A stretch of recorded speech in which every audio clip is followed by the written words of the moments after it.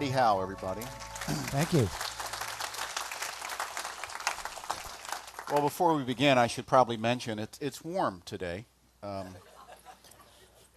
And what we're going to be doing during the summer is a couple of things. One, if you want to wear shorts, wear shorts. You know, there's no need to be uncomfortable. I got mine on today. And so forth. And we'll have, on hot days, we'll have water here. We'll also be asking the ushers to keep the doors closed, you know, as you come in and out. So you may come in and see, you know, that the outer doors are closed, but that just means we're trying to keep the cool air inside. And there will be a whitest legs competition in the lobby right after the service. Okay. So we'll be doing all that. When I normally submit my topics for just so they can be on the website and things about, you know, the end of the month preceding. So, matter of fact, I don't think I've done them for July yet. But anyway, so you never know what's going to be going on, you know, in the world and so forth. This has been an interesting week in a lot of respects. We've had a couple of very interesting Supreme Court rulings. We've got the Trayvon Martin trial going on down in Florida. We're trying to figure out what to do with Paula Deen.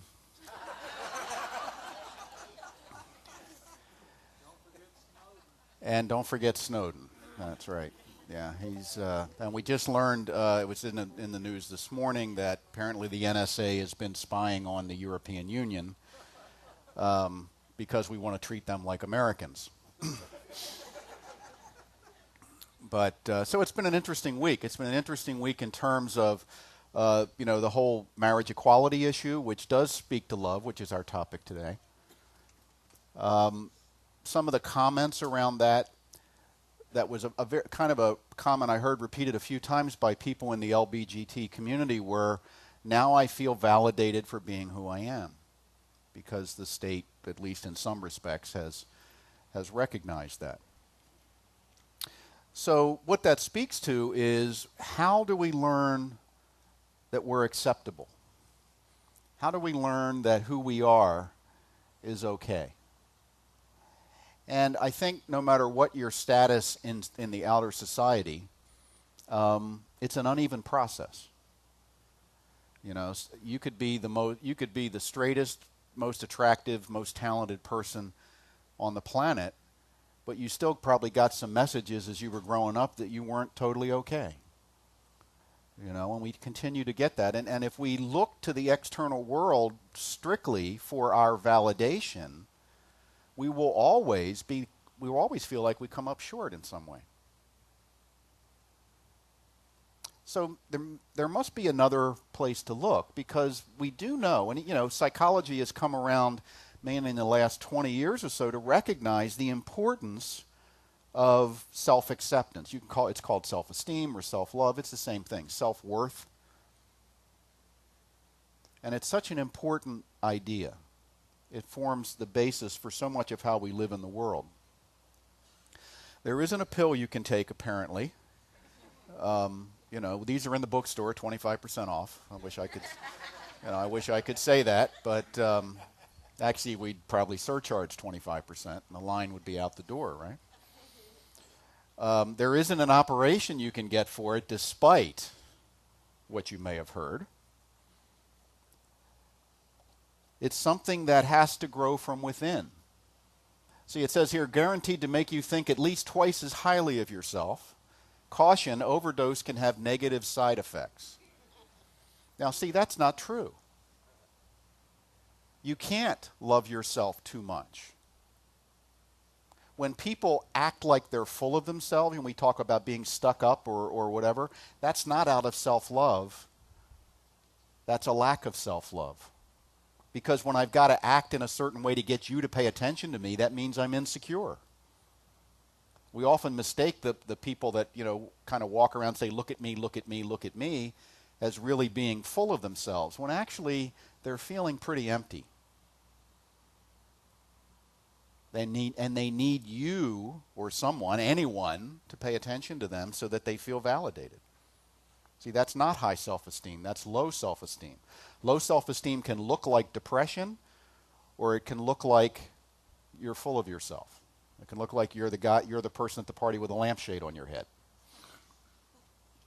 I don't think we do that anymore, do we? I haven't seen that in a long time. Probably need a new metaphor. Anyway, so this is a chart, and I've translated it from the original Aramaic. But basically, if you imagine your subconscious being that inverted triangle, and out in the dark areas, what we call universal mind, and the individual mind would be the blue area, and it's all part of the universal, but at some point you become individualized. If you went down in your subconscious all the way down to the bottom, at some point you would stop being you and start being everything. Okay?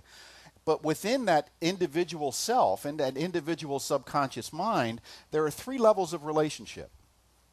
And the first, I put the word God here, but it really is, that may have some different connotations for different people. That's your relationship with the universal creative intelligence, however you define that. Reality, call it reality with a capital R. It's the deepest beliefs that you have about the nature of yourself and the world you live in.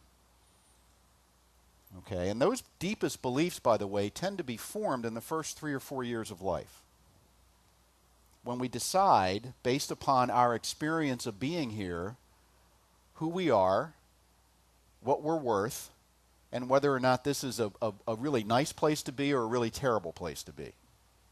Is it a scary world or is it a loving world? Or maybe it's a mixture of both.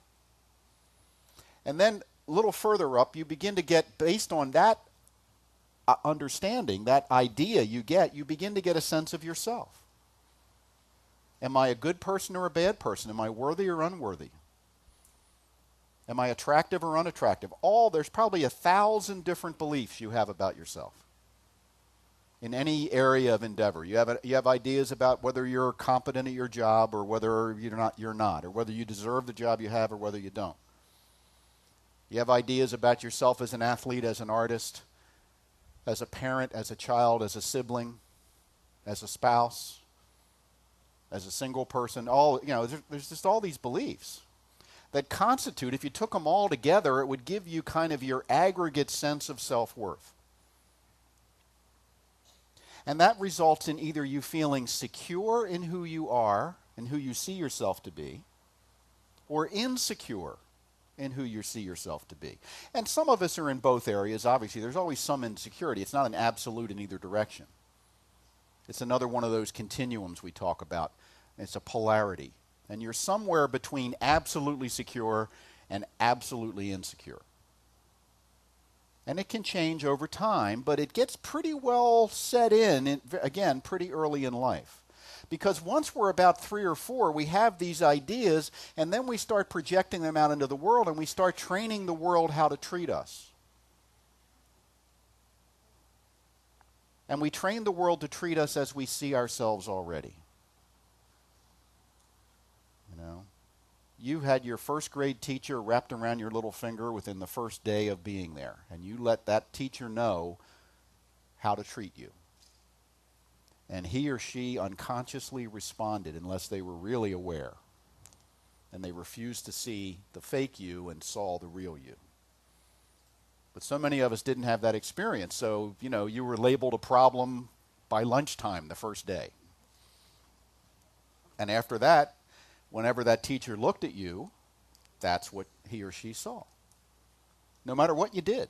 Because once I decide and label you in my own mind, that's all I'll see of you. And if you do something that doesn't fit my label, I literally either won't see it, or if I'm forced to see it, I'll say, well, that's just an exception. So you can try and try and try. And if that teacher has already labeled you, they won't see it. And by the way, it goes the other way too. If they decide you're a superstar, you can screw up right and left and they won't see that. It's very interesting. So we grow up based on that earlier projection of ourselves, and we develop a sense of who we are in the world, and then the top level is our relationship with other people, which, as I just began to say, that's what we actually create those from when we're very small. Here's who I am. You can tell by the way you stand a lot about how you see yourself. There's studies when I was in law enforcement. I mentioned this before. When I was a police officer, we used to take classes in what's called proxemics. I don't know if it still even exists as a science, but what it was looking at how people physically align themselves when they're meeting other people. And they would study other primates, gorillas and stuff. And we'd see a movie where a male gorilla would when encountering another male gorilla, there's a couple basic subconscious questions that happen. If I'm an alpha, are you an alpha? Or if I'm a beta or a less dominant male, are you an alpha or a beta? And based on that, within a half a second, I change my posture. If an alpha encounters an alpha, you tend to stand fully facing them. You tend to expand your chest slightly, elevate your head slightly to indicate that you're an alpha, and the other one picks that up. And there might be some chest bumping and things like that. If the other one's an alpha. If the other one's a beta or a less dominant male, the head goes down, the body is bladed to a less dominant position, it's recognized, and then you can go about your business. If the male gorilla encounters a female gorilla, another whole dance ensues. And it's based on, with gorillas, it's primarily based on, is the female available? And if the female's available, her posture indicates that, and the male's posture, again, becomes full-on, chest inflated, voice goes down, gets deeper. If the female's not available, or if the male decides the female is not attractive in some way, the male acts like the less dominant male to the male. The body gets bladed, the voice goes up, the male voice goes up, and that's a different transaction. Well, we would see a video of that, and next to it were human beings doing the same thing.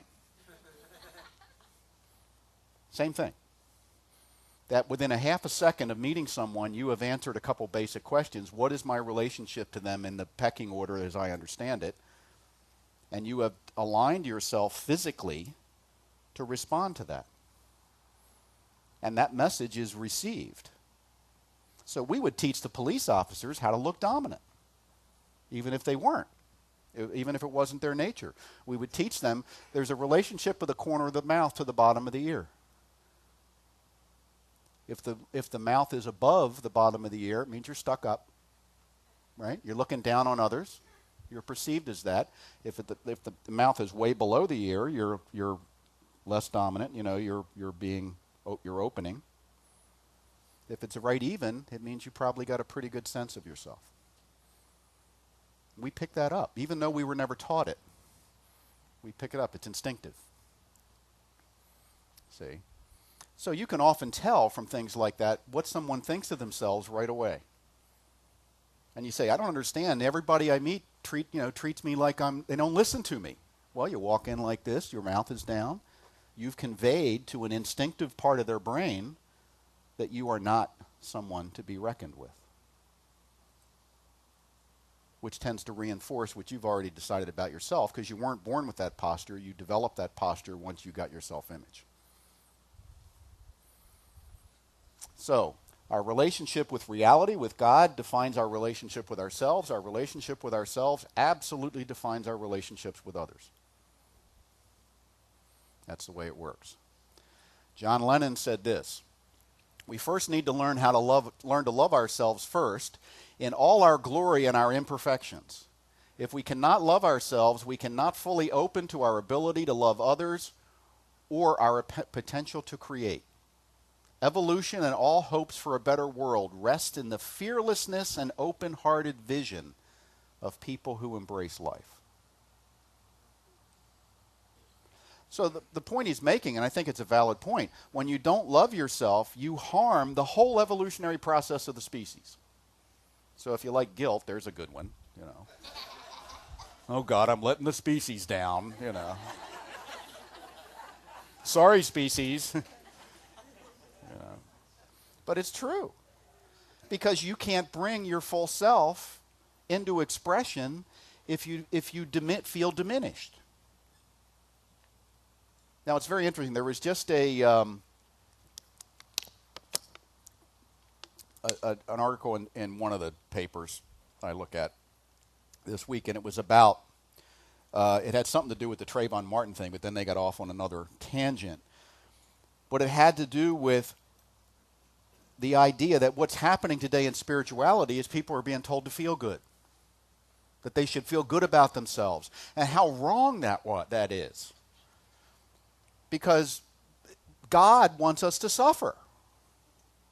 And we've been suffering as a model for centuries. And now look what's happened since you got a young generation coming up that feels good about themselves. They're not going to know what to do.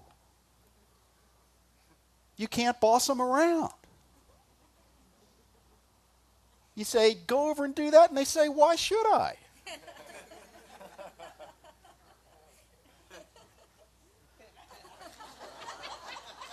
It's very inconvenient to the status quo.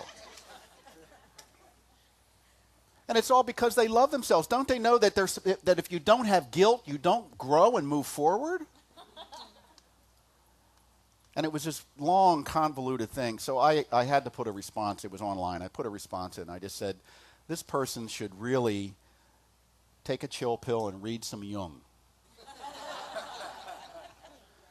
Because it's been known in psychology for a long time, which is the best science we have about how our mind works. It's not a linear science, but it's the best we have, that the better people feel about themselves, the more of themselves they can bring to the table, the more accountable they are, the more responsible they'll be. Not because they're following an external dictum, but because they're following an internal truth.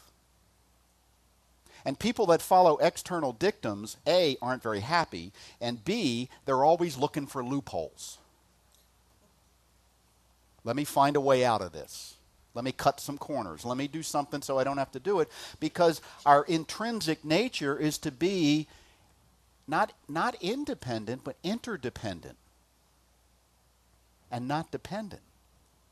Our intrinsic nature is to bring our own strength and wisdom to the table in a powerful way. And when we're frustrated in doing that,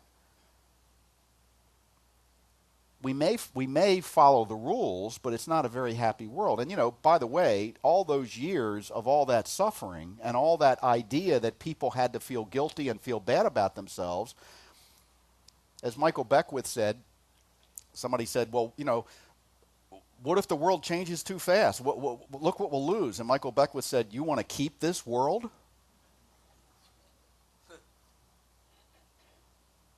With so much injustice and so much inequality and so much stuff that we just know is stupid, what are we defending?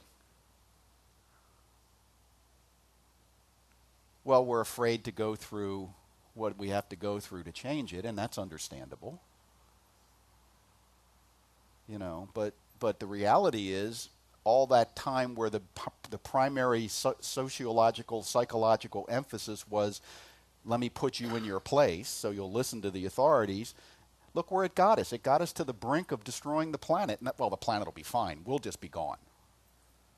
We're not really destroying the planet. We're destroying ourselves. If we keep doing what we're doing the way we're doing it. Doesn't work. The great institutions we created may have been okay for a while, but now they're all falling apart because they don't work. They're irrelevant. Doesn't work anymore. People are waking up. They're saying, wait a minute, I have something to offer. Don't tell me who I am. I'll tell you who I am. And it's messy when that happens. It's messy. It's disorganized. It's chaotic. You have to be able to take things with a bit of a grain of salt. You can't count on everybody staying in line. But the idea that everybody was staying in line was always an illusion, wasn't it? I was in line in Catholic school, but my mind wasn't in line. It was thinking, man, how do I get out of here? How do I subvert this system? I had a good vocabulary as a little kid. I could say... We need to learn to love ourselves first in all our glory and imperfections. Can I accept myself the way I am? Not to say there's stuff that can't be improved, but can I accept myself the way I am? Debbie Ford, this is one of the last things she said before she passed away from cancer recently. Please tell people that they do not cause their own illness. It's a ridiculous notion that creates so much needless pain. All illness, including my cancer, is an invitation to love ourselves more, she insisted. And then with her signature shadow laugh, she added, the truth is, in the end, that's what life is all about anyway, learning to love ourselves more. Learning to accept who we are. It's not something you get at any particular age. It's something that we have to continuously build on. Why do we have to continuously build on? Because we're continuously changing. There's a new version of you in the mirror every day that's at least somewhat different from yesterday.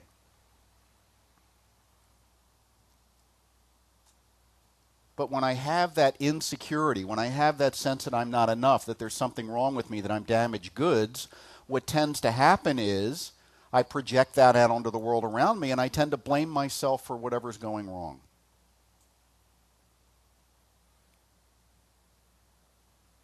And that's a problem. That's a problem. James Joyce, in one of the few coherent sentences he ever wrote, said, love loves to love love. Love loves to love love. That, you cannot have bliss in your life without love. You can hit the jackpot in Vegas and be happy for a little while, but that ain't bliss. And you can finally get the big house or the big car or whatever it is, and the status in the corner office or whatever it is that you seek, and that's a fleeting experience. There's nothing wrong with it, but it's not the answer. Love, which you are, loves to love love, which everything and everyone else is. We love to love other people, even though we're conditioned to be afraid of them, to see them as other, to see them as different, to find something that's wrong with them so we can justify our position of being in fear. Why does the NSA exist? Because we're afraid. And there are plenty of people who say there's reason to be afraid, and there may be in that term. It's not to say that everybody out there is immediately ready to fall in love. Most of the people in the world don't love themselves. Many have been taught it's an evil concept to even think of it. I know when I was a kid, people were constantly putting me in my place. Where was that? Beneath them. Do you often cut yourself saying, I'm only something? I'm only human. I'm only a... Where'd you learn to do that? People call me, I'm only a staff minister. Honey, what an amazing accomplishment. There isn't any I'm only a. It's not true. Where would we be without our janitors? Where would we be without people? And you know what? There are people that love to do that kind of work. Not me, but there are people that love to do it. And recognizing that there's as much dignity in any job well done, but we've got to stratify everything. Why?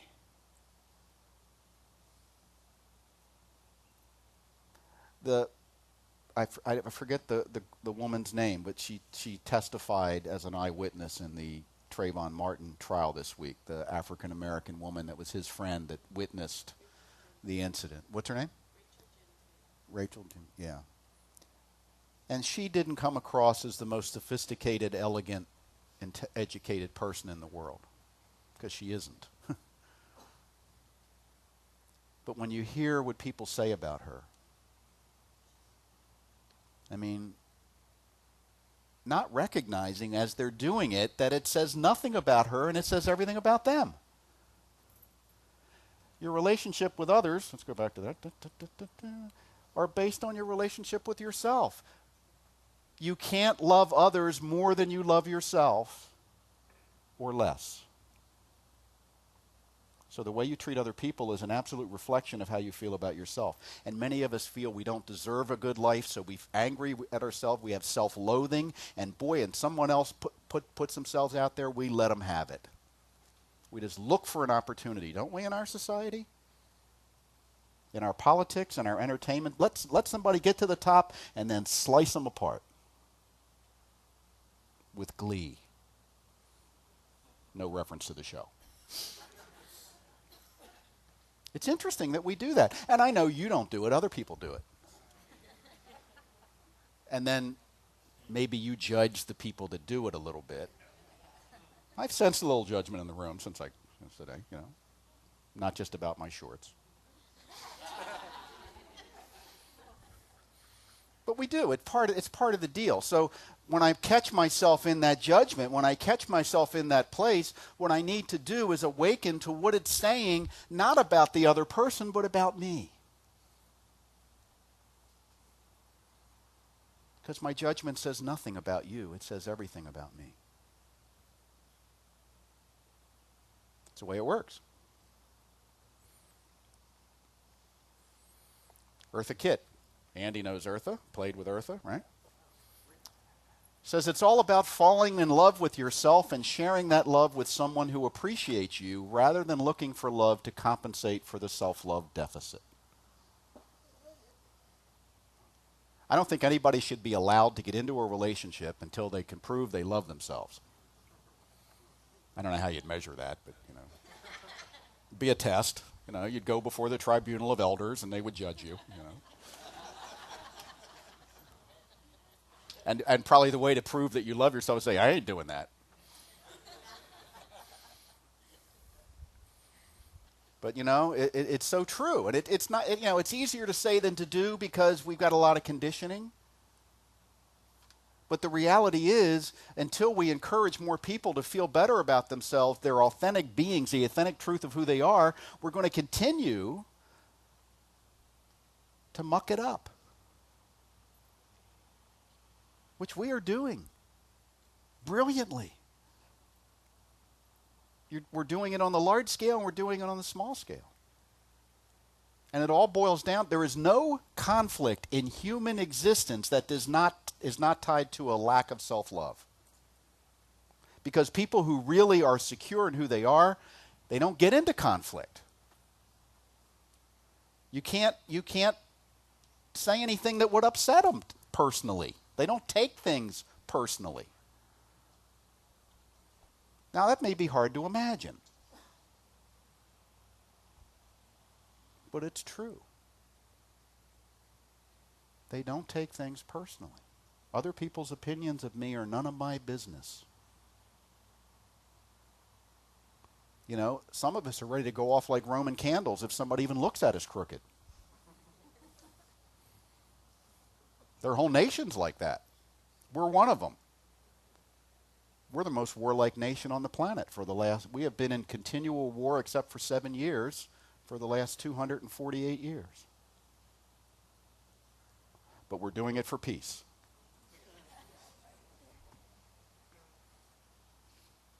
We have to look at our own insecurities, our own shadow that's unhealed. The shadow from the indigenous peoples here, the shadow from the treatment of slaves, the shadow from an economic system that takes advantage of people. And until we look at that, until we heal it, we're going to continue to express like a repressed being. And we'll need reality shows and stuff like that because we got to take our mind off what's really going on. Reality shows take your mind off reality.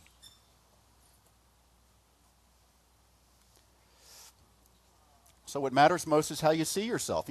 Psychologists tell us that if you see yourself as being better than you actually are, that's actually mentally healthy. A little bit, not like way big, but a little bit. Because that tends to call you forward. That tends to make you go into a situation feeling better and then bringing a better part of yourself out. If I feel less than, what do? I withhold. I step back. I kind of close off. I become a wallflower. Another term we don't use much anymore. But, the person that goes to the party, I think I'll go in the kitchen and see if I can help out. That way I don't have to talk to anybody. Because what's the psychological thing underneath that? Who would want to talk to me? As opposed to who wouldn't want to talk to? Who gets to talk to me tonight?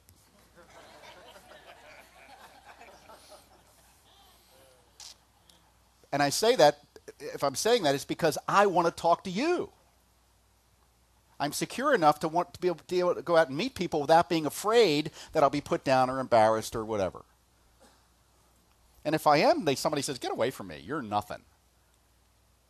Okay, next person. Because I know that's them feeling that way about themselves. That's all it is. That's all it is. What if we could create a department in the government that would be about increasing self-esteem? And we could actually have foreign branches to go to North Korea and get those folks, get their self-esteem up a little bit, so they wouldn't be so terrified of the rest of the world. They're terrified. The people in Cuba are terrified of the rest of the world. They're just beginning to open up. People in China for so many years were terrified of the rest of the world. When you close yourself off, it's because you're afraid, not because you're strong. Are you open or are you closed? Or are you somewhere in between at some level of caution about encounters with people? And remember, that doesn't say anything about them.